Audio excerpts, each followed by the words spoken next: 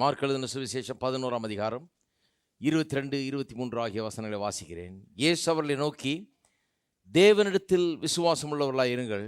எவனாகிலும் இந்த மலையை பார்த்து நீ பெயர்ந்து சமுத்திரத்திலே தள்ளுண்டு போ என்று சொல்லி தான் சொன்னபடியே நடக்கும் என்று தன் இருதயத்தில் சந்தேகப்படாமல் விசுவாசித்தால் அவன் சொன்னபடியே ஆகும் என்று மெய்யாகவே உங்களுக்கு சொல்லுகிறேன். நம்முடைய வார்த்தைகள் எவ்வளோ முக்கியன்றதை பார்த்துக்கிட்டு வரோம். இந்த விசுவாசத்துக்கு, விசுவாச ஜீவியத்துக்கு, இந்த தேவனுடைய விசுவாசத்தை செயல்படுத்துவதற்கு நம்முடைய வார்த்தைகள் ரொம்ப முக்கியம். நம்முடைய வார்த்தைகளுடைய முக்கியத்துவம் இதை பார்த்து கொண்டு வருகிறோம். நீதிமொழிகளிலிருந்து நிறைய வசனம் எடுத்து காண்பித்தேன். இன்றைக்கி நான் சொல்ல போகிறது என்னன்னா, விசுவாசிக்காமல் பேசினா நடக்காது. இருக்கீங்களா? சிலர் இதை எப்படி பின்பற்றுறாங்கன்னா, இவர்கிட்ட கொஞ்சம் கற்றுக்கலாம் என்னன்னு, எப்படின்னு. இது ஏதோ மந்திரம் மாதிரி சொல்கிறாரு வாயை திறந்து. நான் சொன்னால் அப்படியே ஆயிடுன்றாரு. சொல்லி பார்க்கலாமா? ஆகுதானே பார்க்கலாம். அப்படி சொல்லலை, நான் நல்லா கவனிக்கலன்னு அர்த்தம். அப்படி நினச்சிங்கன்னா நான் சொல்கிறத நல்லா புரிஞ்சிக்கல, கவனிக்கலன்னு அர்த்தம். இருதயத்திலே சந்தேகப்படாமல் விசுவாசித்தால், அப்போ என்ன, வெறும் வாயில் ஏதோ மந்திரம் மாதிரி சொன்னால் பத்தாது. ஏதோ வாயை திறந்து டெய்லி 10 தடவை அப்படி சொல்லிட்டா பத்தாது. இருதயத்தில் விசுவாசிக்க வேண்டும். You have to believe what you say in order to get results in this faith life. இந்த விசுவாச ஜீவியத்தில் நீங்கள் என்னத்தை சொல்கிறீங்களோ அதை இருதயத்தில் விசுவாசித்து சொல்ல வேணும். சும்மா இதை ஒரு ஃபார்முலா மாதிரி நான் எடுத்துகிட்டு போய் 4 தடவை சொல்லி பார்க்குறேன், எனக்கு நடக்குதா, அவர் சொல்கிறாரு சொன்னபடியே ஆகுன்றாரு, அதனால் நான் 4 தடவை சொல்லி பார்க்குறேன்னா அது நடக்கவே நடக்காது. நிறைய பேர் பாருங்கள், இந்த விசுவாச ஜீவியத்தை அப்படி இந்த மாதிரி நினச்சி கொண்டு அரைகுறையாக கேட்டுட்டு அறவேக்காடு புரிந்து கொள்ளுதலோடு போயிட்டு அவங்க என்ன நினைக்கிறாங்க, அவர் தானே சொன்னார், சொன்னபடி ஆகுன்னாரு, நான் கூட தான் சொல்லிக்கிட்டே வர்றேன், 3 மாதமாக சொல்கிறேன், ஒன்றுமே ஆகலை. ஆனால் சொல்கிறத நம்புறீங்களா? சொல்கிறத நம்பினா தான் சொல்கிறபடி ஆகும். சொன்னபடியே ஆகும் என்று, தான் சொன்னபடியே நடக்கும் என்று, சொன்னபடியே நடக்கும் என்று. அதான் சொல்லி 23ஆம் வசனத்தில் எல்லாரும் சொல்லுவோம், தான் சொன்னபடியே நடக்கும் என்று. எல்லாரும் சொல்லுவோம், தான் சொன்னபடியே நடக்கும் என்று. இப்போ வாயில் வெறும் சொல்கிறது மட்டும் இல்லை, சொல்லும்போதே நான் சொன்னபடியே நடக்கும் என்று தன் இருதயத்தில் சந்தேகப்படாமல் விசுவாசித்தால் அவன் சொன்னபடியே ஆகும். யார் சொன்னபடி ஆகும்?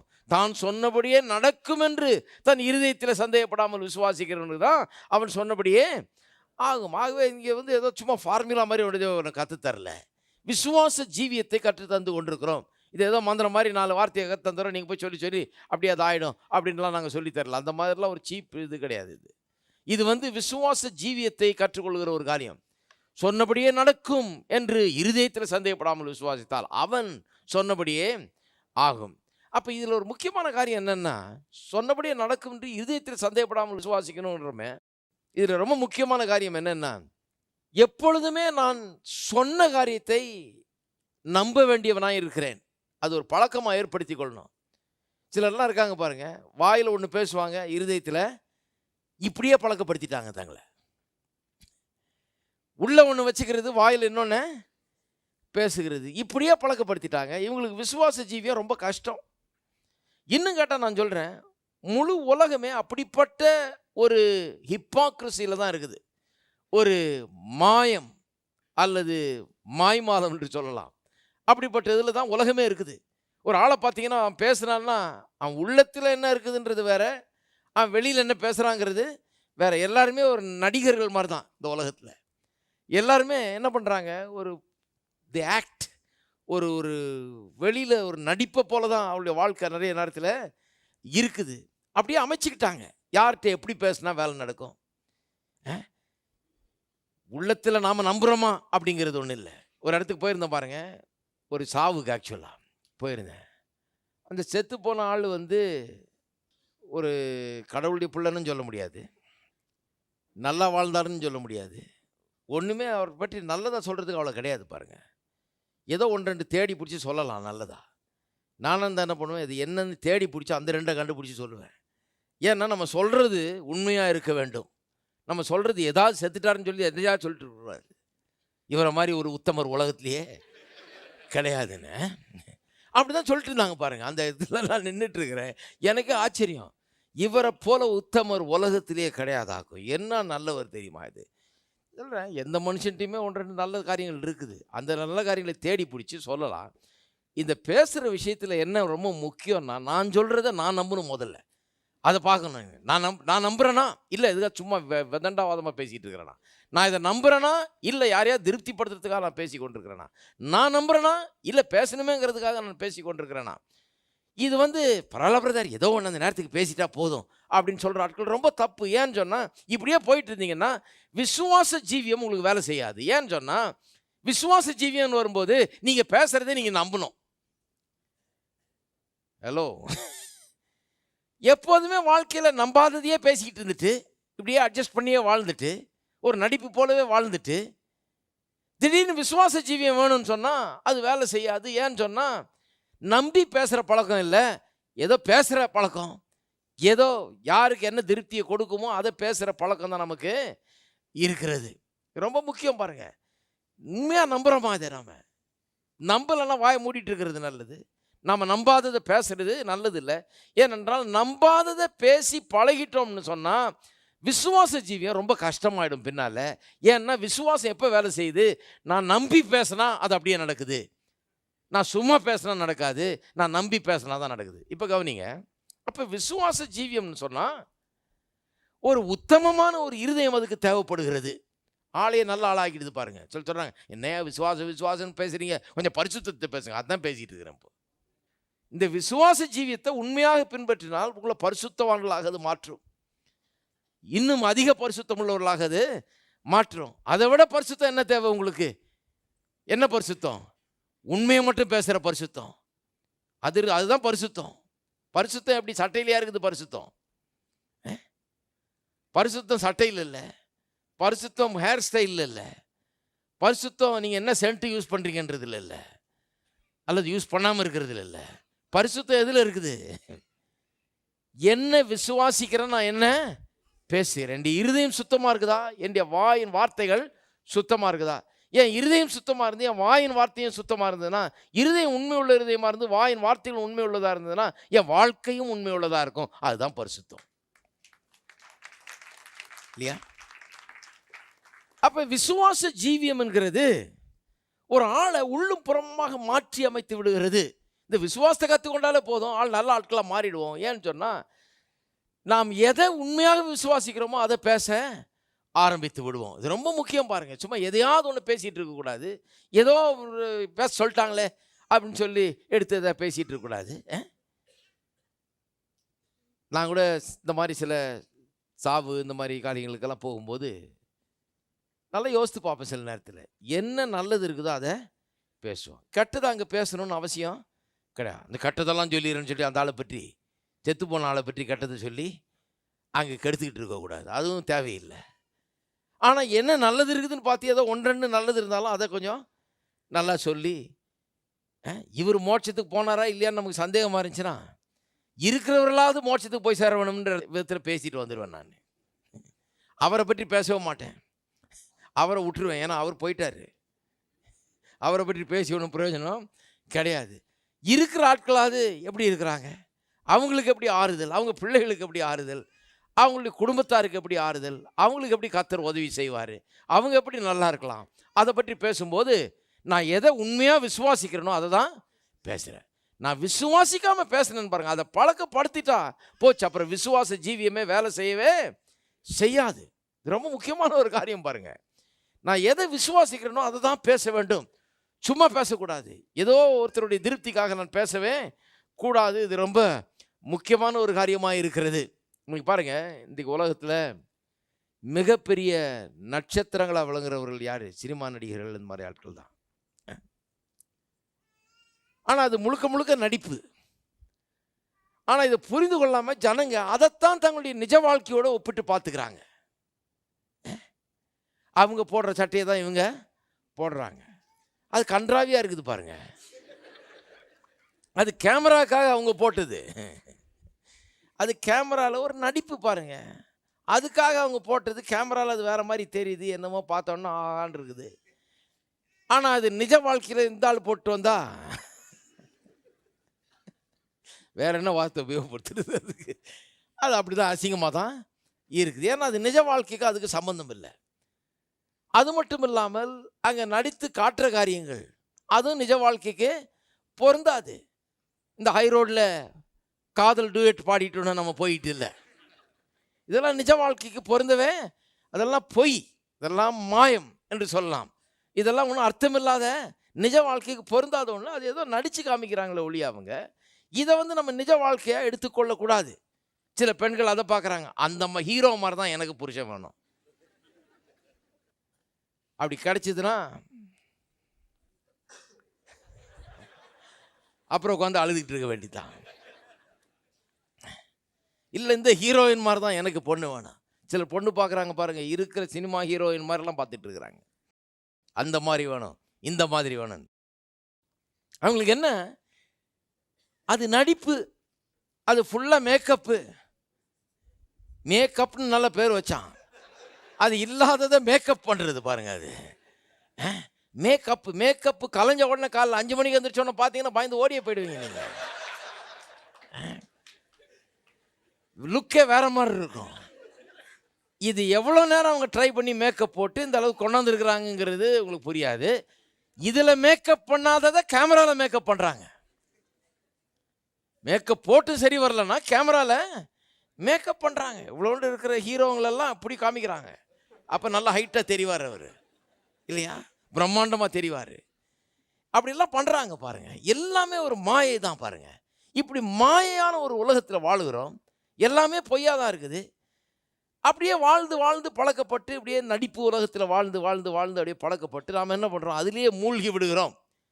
டெய்லி பல மணி நேரம் டிவி பார்த்து, இந்த சினிமாக்களையும் அதையும் இதையும் பார்த்துட்டு இருக்கவங்களுக்கு சொல்கிறேன், ஆயிரக்கணக்கான மணி நேரங்கள் என்னத்தை பார்த்துட்டு இருக்கிறீங்க? மாயையை பார்த்து கொண்டிருக்கிறீங்க. அப்போ வாழ்க்கையே ஒரு மாயை உலகத்தின் வாழ்க்கையாக மாறிடுது பாருங்க. நிஜ வாழ்க்கையா இல்லை, மாயை உலகத்தின் வாழ்க்கையா மாறிடுது. எது நிஜம்? நான் சொல்கிறேன், இதுதான் நிஜம். கர்த்தருடைய வார்த்தை தான் நிஜம். இதுதான் நிஜ வாழ்க்கை. அப்போ இந்த நிஜத்தில் நேரத்தை செலவிட வேண்டும். இதுதான் உண்மை. நம்முடைய மனதை, நம்முடைய உள்ளத்தை இந்த மாயையால் நிரப்பக்கூடாது. ஆயிரக்கணக்கான மணி நேரம் இதை பார்த்து பார்த்து இதனால் நிரப்பக்கூடாது. ஆயிரக்கணக்கான மணி நேரங்கள் இந்த நிஜத்தினால் நிரப்ப வேண்டும், இந்த உண்மையினால் நிரப்ப வேண்டும், இந்த சத்தியத்தினால் நாம் நிரப்ப வேண்டியதாக இருக்கிறது. திருப்பவும் யாக்கோபு 1ஆம் அதிகாரம். இப்போ விசுவாசம் வேலை செய்யணும்னா உண்மை உள்ளவர்களாக இருக்கணும். இருதயத்தில் என்ன நினைக்கிறோமோ, என்ன விசுவாசிக்கிறோமோ அதை தான் பேசணும். இருதயத்தில் ஒன்று வச்சுக்கிட்டு வாயில் ஒன்று பேசுனா, அப்படிப்பட்ட ஒரு வாழ்க்கை அப்படி பழக்கமாயிடுச்சுன்னா விசுவாசமே வேலை செய்யாது.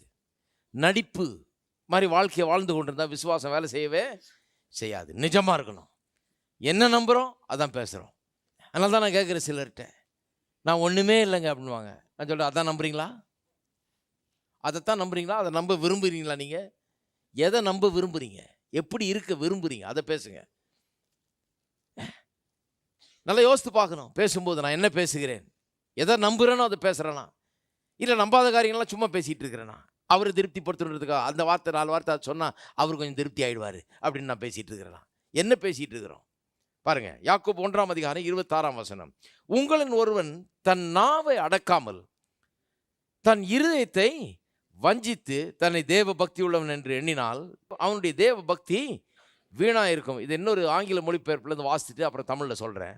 இது ரொம்ப அர்த்தமுள்ள ஒரு வசனம், ரொம்ப அர்த்தங்கள் அடங்கி இருக்கிற ஒரு வசனம். If a man seems to have religion and has no control over his tongue, ஒருவன் தேவ பக்தி உள்ளவனாக இருந்து அவனுடைய நாவின் மேலே அவனுக்கு எந்த கட்டுப்பாடும் இல்லை என்று சொன்னால், அப்படி சொல்லிட்டு, if a man seems to have religion and has no control over his tongue but lets himself be tricked by what is false, அதாவது அவனுக்கு தேவ பக்தி இருக்குது, தேவ பக்தி உள்ளவன் என்று அவன் எண்ணுகிறான், ஆனால் நாவை அடக்க அவனுக்கு முடியல, நாவை கட்டுப்பாட்டுக்குள்ளே கொண்டு வர முடியல. அதுக்கு பதிலாக என்ன ஆகிறது? he lets himself be tricked by what is false அப்படின்னு சொன்னால், மாயையான ஒன்றை நம்பும்படியாக அவன் இடம் கொடுக்கிறான். மாயைகளை நம்பும்படியாக இடம் கொடுக்கிறான். அப்படிப்பட்ட மனுஷனுடைய தேவ பக்தி வீண். தேவ பக்தி வீண் என்று சொன்னால் அவனுடைய அந்த ஆலயத்துக்கு போகிற அந்த செயல் வீண். ஒருத்தன் நாவை கரெக்டாக கட்டுப்பாட்டுக்குள்ளே கொண்டு வரலன்னா, எதை இருதயத்தை வஞ்சித்துன்னு இருக்குது தமிழில், இல்லையா? அது ஒன்றும் இல்லை, இருதயத்தில் விசுவாசிக்காமல் வாயில் பேசுறது. நாவை கட்டுப்பாட்டுக்குள்ளே கொண்டு வரலன்னா, விசுவாசத்தை மட்டும் பேசுவேன் அப்படிங்கிற அந்த கட்டுப்பாடு, எதை நான் நம்புகிறேனோ அதை மட்டும் தான் பேசுவேன். சும்மா கண்டதை பேசிகிட்டு இருக்க மாட்டேன். ஏதோ பேச்சுக்காக பேசிகிட்டு இருக்க மாட்டேன். உண்மையாக என் மனதார விசுவாசிக்கிறத மட்டும்தான் நான் பேசுவேன் என்கிற கட்டுப்பாட்டுக்குள் ஒருவன் தன்னுடைய நாவை கொண்டு வரவில்லை என்றால், இப்போ புரிதல்ல இருக்கும். இருதயத்தை வஞ்சித்துன்னு சொன்னால் வாயில் ஒன்று பேசுகிறது, ஆனால் இருதயத்தில் அதை நம்பாமல் இருக்கிறது.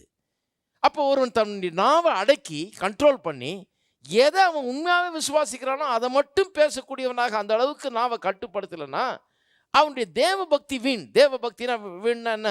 அவன் சபைக்கு போகிறது வீண், அவன் வேதம் வாசிக்கிறது வீண், அவன் ஜெபிக்கிறது வீண், அவன் கொடுக்குற எல்லாம் வீண், கம்யூனியன் எடுத்தது வீண். அப்படி தான் சொல்லியிருக்குது. தேவ பக்தி வீண்னு சொல்லியிருக்குது. ஏன்னு சொன்னால் அவன் போகிறான், கொடுக்குறான், ஆராதிக்கிறான், பைபிளை வாசிக்கிறான், எல்லாம் பண்ணுறான், கை தட்டுறான், பாட்டு பாடுறான், ஆனால் எதுவுமே அவனுக்கு எந்த பலனையும் கொடுக்க போகிறதில்ல. அதனால தான் வீண்னு சொல்லியிருக்குது. என்ன ஒரு முக்கியமான ஒரு வசனம் பாருங்கள்.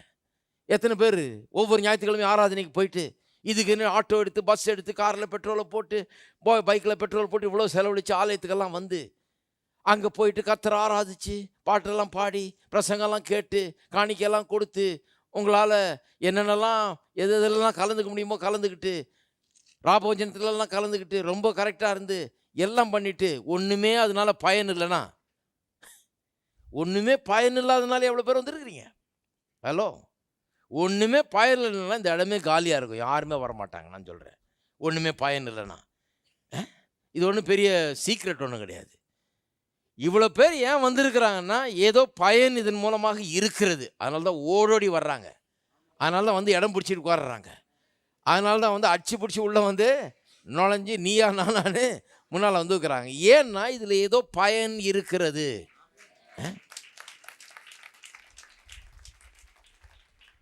என்ன பயன் இருக்குது? விசுவாசத்தை கற்றுக்கொள்கிறார்கள். எப்படி விசுவாசத்தை பயன்படுத்துறதுன்னு கற்றுக்கொள்கிறாங்க. அவங்களுடைய வாழ்க்கையில் அது பயனுள்ளதாக இருக்கிறது. அவருடைய ஆவி, ஆத்மா, சரீரத்தில், குடும்ப வாழ்க்கையில், பொருளாதாரத்தில், கையின் பிரயாசத்தில் எல்லாவற்றிலும் அது பயனளிக்கிறது. அதனால் எப்படா ஞாயிற்றுக்கிழமை வரும்னு காத்துக்கிட்டே இருக்கிறாங்க. இன்னும் கொஞ்சம் போய் கேட்கலாமே, இதை பயிற்சி வைக்கலாமேன்னு காத்துக்கிட்டு இருக்காங்க. ஏன்னா நிச்சயமாக இதை கேட்டு சரியான விதத்தில் அதை பயன்படுத்தினா, தப்பான விதத்தில் பயன்படுத்தக்கூடாது. பாருங்கள், சும்மா சொல்கிறாரு, சொன்னபடி ஆகுமா, நான் சொல்லி பார்க்குறேன், தப்பு. இல்லை இல்லை இல்லை, என் இருதயத்தை பரிசுத்தப்படுத்த போகிறேன், நான் எதை நம்புறேனோ அதை மட்டும் பேச போகிறேன், நான் அடக்க போகிறேன், கண்டதை பேச போகிறது இல்லை, நம்பினா மட்டும் பேச போகிறேன், விசுவாசிக்கிறத மட்டும் பேச போகிறேன். அப்போ தான் அந்த தேவ பக்தி பயனுள்ளதாக இருக்குது ஒழிய, அப்படி செய்யாதவன், நாவை அடக்காதவன், தன்னுடைய இருதயத்தை வஞ்சிக்கிறவனுடைய தேவ பக்தி வீண் என்று வேதவசனம் சொல்லுகிறது. அப்படி பார்த்தா இன்றைக்கி ஏராளமான கிறிஸ்தவர்கள் உலகம் முழுக்க பார்த்தீங்கன்னு சொன்னால் ஏதோ போகிறாங்க வர்றாங்க, ஏதோ மத சடங்குகளில் கலந்து கொள்கிறார்கள், அவருடைய ஆராதனையில் கலந்து கொள்கிறாங்க, சம்பிரதாயங்களின் சடங்குகளையும் செய்கிறார்கள். ஆனால் பயன் என்ன இருக்குதுன்னா, ஏதோ எங்கள் தாத்தா காலத்துலேருந்து இதெல்லாம் கரெக்டாக நாங்கள் செய்வோம், அதனால் செஞ்சிட்டேன், அவ்வளோதானே ஒழிய பயன் ஏதாவது இருக்குதானா? ஒன்றுமே பயன் கிடையாது. அதனால தான் அவர்களுக்குள்ள ஒரு சந்தோஷம் இல்லை, ஒரு விசுவாசம் இல்லை, வெற்றி இல்லை வாழ்க்கையில். இப்படிப்பட்ட காரியங்கள்லாம் அவர்கள் காணுகிறதே கிடையாது. என்ன அருமையாக சொல்லியிருக்கு பாருங்கள். ஒருவன் தன் நாவை அடக்காமல் இருதயத்தை வஞ்சித்து தேவ பக்தி உள்ளவன் என்று தன்னை எண்ணிக்கொண்டான். அதாவது இருதயத்தில் விசுவாசிக்கிறத மட்டும் நான் பேசுவேன் என்ற விதத்தில் நாவை அவன் அடக்கலை, அதனால் அவனுடைய தேவ பக்தி வீண் என்று சொல்லியிருக்கிறது. அருமையானவர்களே, கொஞ்சம் யோசித்து பார்க்க வேண்டும். எவ்வளோ பிரயாசம் எடுத்து இங்கே வர்றோம், உட்காடுறோம், எவ்வளோ பிரயாசம் எடுத்து இந்த காரியங்களை கற்றுக்கொள்ள பார்க்குறோம். சிலர் வந்து இங்கே கேட்டுட்டு இங்கே இருக்கிற டேப்பெல்லாம் வேறு வாங்கிட்டு போய் அதை வேறு கேட்குறாங்க, திரும்ப திரும்ப கேட்குறாங்க. ரொம்ப நல்லது. அதில் என்னன்னா, இந்த விசுவாசம் வேலை செய்ய வேணும் என்று சொன்னால் என்ன பண்ணணும்? ஒரு தீர்மானத்தை எடுக்கணும். நான் எதை விசுவாசிக்கிறேனோ அதை மட்டும் தான் இனிமேல் பேச போகிறேன். ஏதோ பேசணுமேங்கிறதுக்காக நான் ஒன்றும் பேச போகிறேன். உண்மையாக நான் நம்புகிறேன்னா அதை மட்டும் பேச போகிறேன். கெட்டதை நல்லதுன்றது, நல்லதை கெட்டதுங்கிறது, வெள்ளையை கருப்புன்றது, கருப்பை வெள்ளைங்கிறது, எல்லாம் பேச்சிலே சிலர் பெயிண்ட் அடிச்சிருவாங்க பாருங்கள், பேச்சிலே முடிச்சிருவாங்க. இவங்க பேசுகிறது தான் அது கலரு, இவங்க பேசுகிற கொடுக்கறது தான் கலரு, அந்த மாதிரி பேசிய விஷயத்தை முடிச்சிருவாங்க. அதெல்லாம் ஆகாது. அந்த பேச்சு வந்து உலகத்தார் மத்தியிலே பெரிய ரொம்ப சாமர்த்தியம் என்று எண்ணப்படலாம், ரொம்ப ஸ்மார்ட்னு ஜனங்க சொல்லுவாங்க. நேரத்துக்கு ஏற்ற மாதிரி பேசுகிறான் பாரு. சின்ன பிள்ளையிலே இந்த பிள்ளைகள்லாம் பாருங்கள், நேரத்துக்கு ஏற்ற மாதிரி பேச கற்றுக்குது. யார்கிட்ட எப்படி பேசுனா என்ன கிடைக்குன்னு தெரியும் அவங்களுக்கு. அதை ரொம்ப பாராட்டி பாராட்டி அதை வளர்க்குறோம், அந்த மாயையை வளர்த்து விடுறோம். வளர்த்து விடும்போது என்ன ஆச்சு, அவங்க நிஜமாவே வாழ முடியவில்லை. எதை நம்புறாங்களோ அதை பேசுறதுக்கு அந்த அந்த மாதிரி ஒரு நிலைக்கு வர்றதே கிடையாது. அப்புறம் என்ன ஆயிடுது, அதனால தான் பாருங்க இன்னைக்கு விசுவாச ஜீவியன்றது ரொம்ப கஷ்டமா இருக்குது. ஏன்னா இப்போ நம்ம ரொம்ப கட்டுப்பாட்டுக்குள்ள கொண்டாந்து எதை விசுவாசிக்கிறோமோ அதை மட்டும்தான் பேசணும், அப்பதான் விசுவாசம் வேலை செய்யணும் இருக்குது. அப்ப கம்ப்ளீட் ஓவராலிங் தேவைப்படுது, கம்ப்ளீட் மாற்றம் தேவைப்படுகிறது. ஆனா இது ஒரு நல்ல மாற்றம். எத்தனை பேர் நினைக்கிறீங்க இது ஒரு நல்ல மாற்றம் என்று சொல்லி?